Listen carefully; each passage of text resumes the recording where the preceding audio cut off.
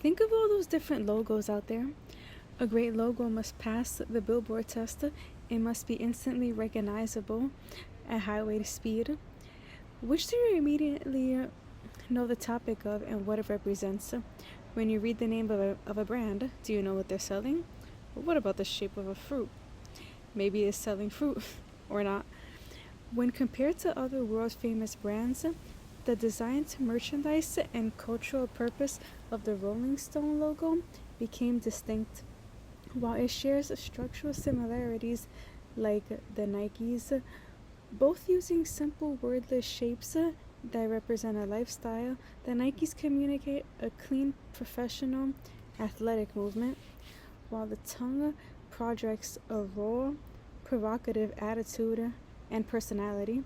Similarities of both the tongue and the Apple logo rely on a simple silhouette that has evolved over time.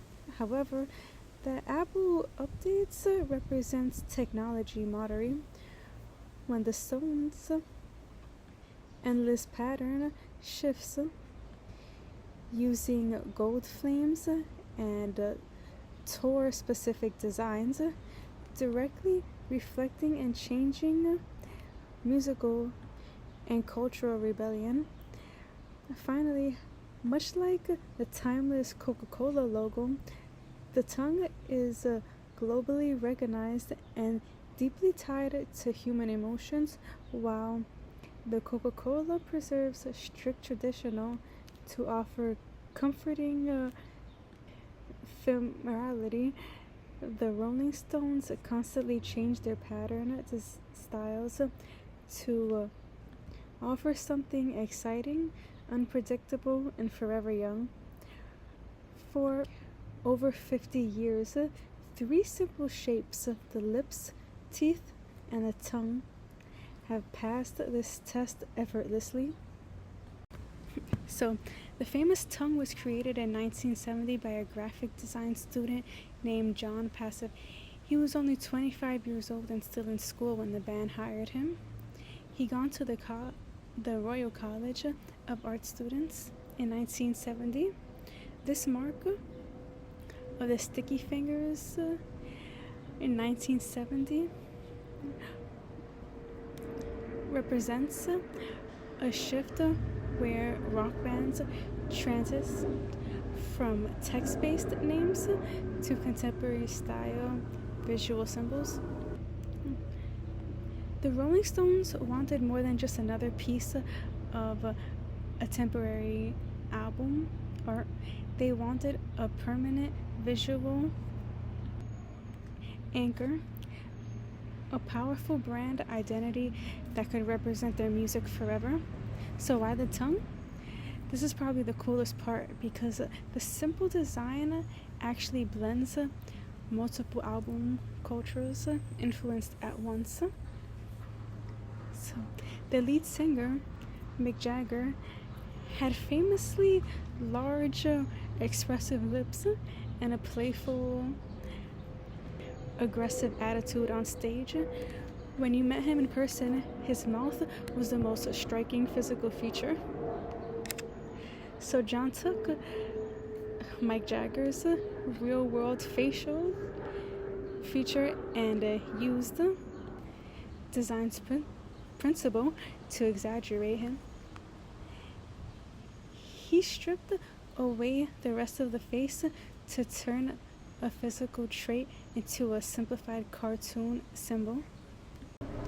So John mixed the traditional Eastern religious art with modern Western pop principles.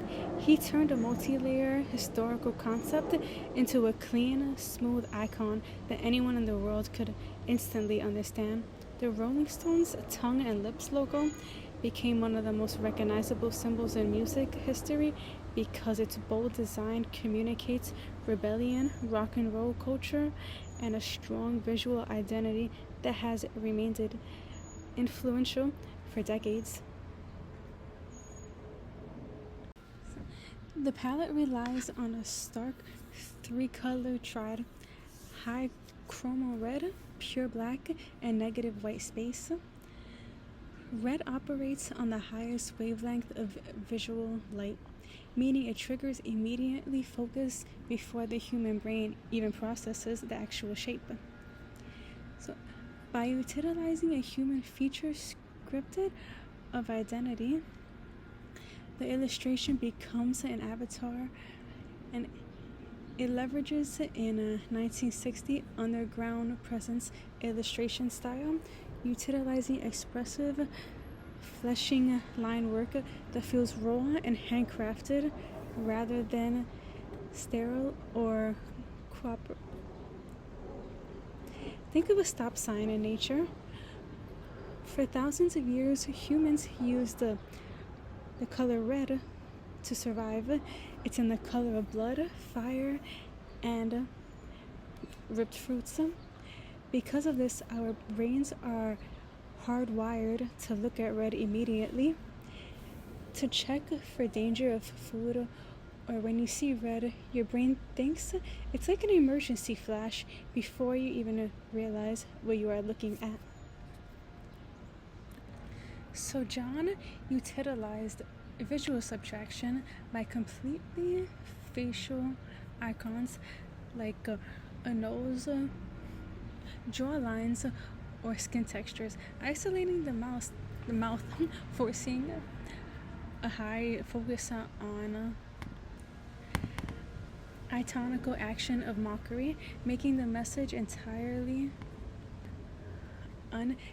unambitious.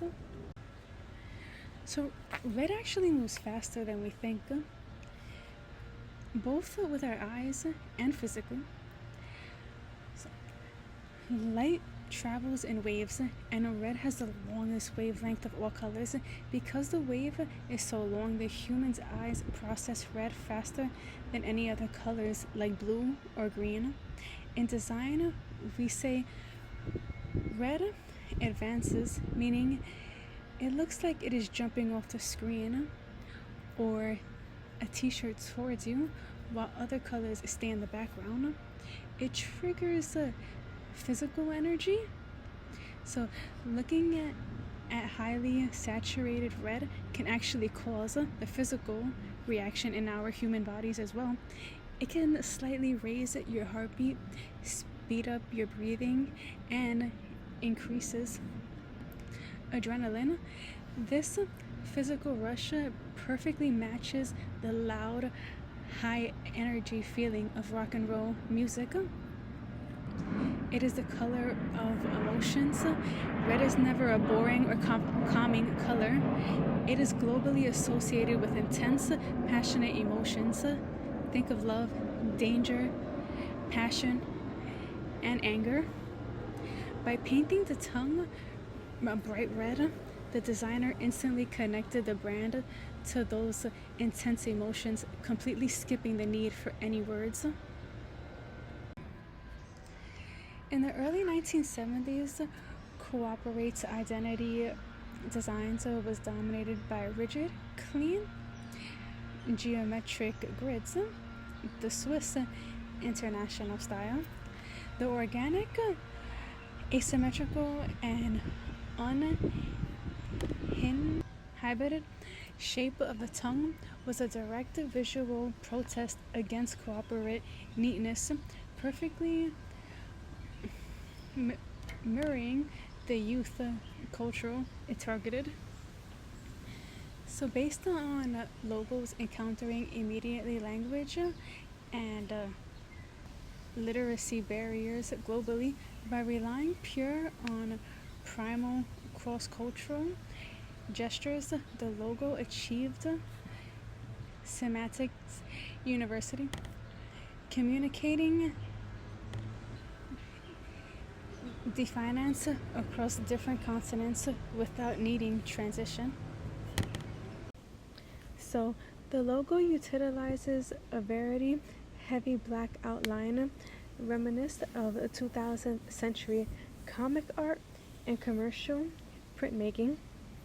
This thick border encapsulates the color field, prevents color bleeding during low quality print runs, and mimics the high visual function of global transit signals. A hallmark of masterful modernist design is scalable because the logo avoids fine gradient lines, cross-hatching, or complex texture. The structure of this silhouette remains perfectly intact whether shrunk into a 1-inch pin or blown up into a 50-foot stadium screen. The lips are rendered without realistic modeling or shading.